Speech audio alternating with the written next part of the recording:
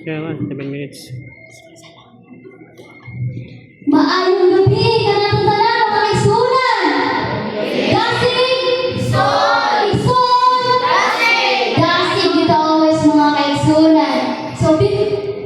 So before ka magsugod sa akong sermon karon is hinaot sa nga ang atong kasing-kasing puno sa gugma ug kalinaw samtang kita napaabot og pagulat sa pagbalik sa atong manluluwas. Amen.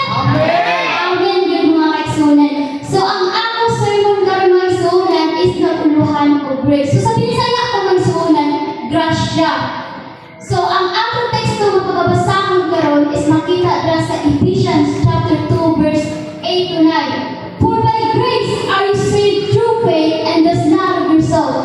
It is a gift of God, not of your work, lest any man should boast you. So mga kaigsunan, maluwas kita pinaagi sa grasya o ang atong pagtuo dili sa imong kaugalingon. Mao na kaigsunan. So what is grace? So before nato tubagon ang atong pangutana kaigsunan, I would like you to bow down your head and put ourselves in the holy presence of God. Our Father in Heavenly Lord, thank you for this wonderful night that you have given us. Thank you for this opportunity that we have gathered here tonight. Bless every one of us, Lord. From all the people who are here tonight, give us knowledge and wisdom so that we will be able to understand your words. Forgive us, Lord, for all our sins and thoughts and words in action. In the name of Jesus, I pray. Amen. So, balik ko na tutubang ang atong pangutana mga kaigsunan. What is grace? So, ang grasya mga kaigsunan is often illustrated as an earned favor and love depicted through forgiveness, mercy, and kindness, despite wrongdoing or unworthiness. So, kung sa Ginoo sa atong mga kaigsunan, despite sa atong pagkamasalipon o ang iyang pagkamaayon. So, mga kaigsunan, makita ninyo yung mama o papa. Like, for example, mga kaigsunan, yung mama o papa, dili na ninyo makita nga, kuan, kanang nagkakapoy bitaw. Makita na sila nga nagisi.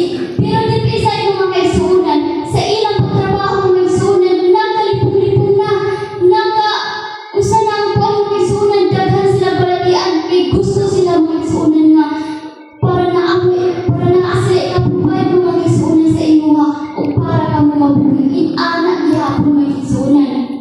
So by the way mga kaigsunan, na ako usa ka true story about the discovery of penicillin. So kini siya mga kaigsunan na usa ka scientist nga naglanlan og si Alexander Fleming. So kini si Alexander mga kaigsunan usa ka scientist. So ang iyang trabaho sa bacteria. So kini iyang trabaho kaigsunan usa ka delikado ug bugaw kini. So like for example mga kaigsunan, siya nagbakasyon siya gikan. So gibutan niya ang plato sa gawas. So pagbalik niya sa pagbakasyon kaigsunan, hinapis sa strangers. So unsa ka kaigsunan. So nakita niya ang plato kaigsunan nga gituyukan og molds inani kaigsunan. So gawas sa tungos mga kaigsunan, namatay ang bacteria. So kato siya ng molds mga kaigsunan, usa ka penicillin. So kato siya mga kaigsunan, pag kuan nato niya is namatay itong bacteria. Mao to kaigsunan nga sa wala nang kakuan na discovery ni Fleming nga katong penicillin is makawala siya sa bacteria. So penicillin without asking toward. So mga kaigsunan,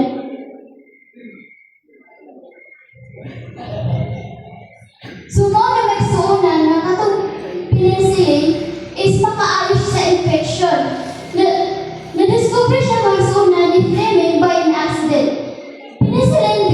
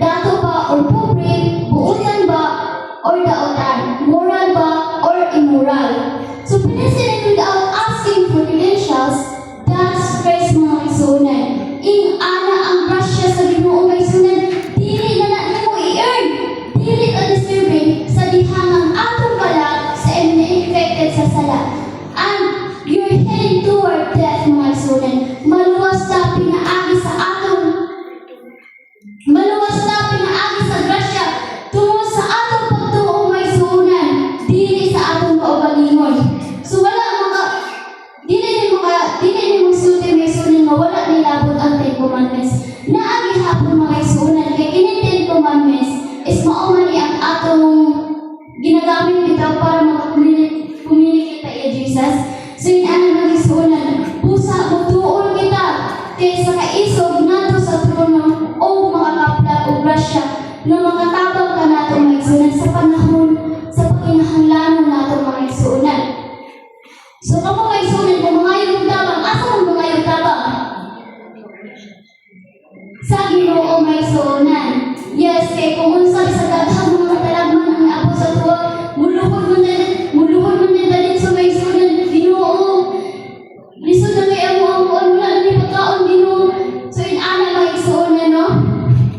So mao na mga igsuunan, before ko muhawa diri na ako ay iingon sa inyo ha. Kung magawas mo diri sa simbahan mga igsuunan, ayaw madala ang kagil, kundi dala ang pulong sa Ginoo o ang inyang grasya. O dili ra ko to mga igsuunan, ug maayong gabi ka nato tanan.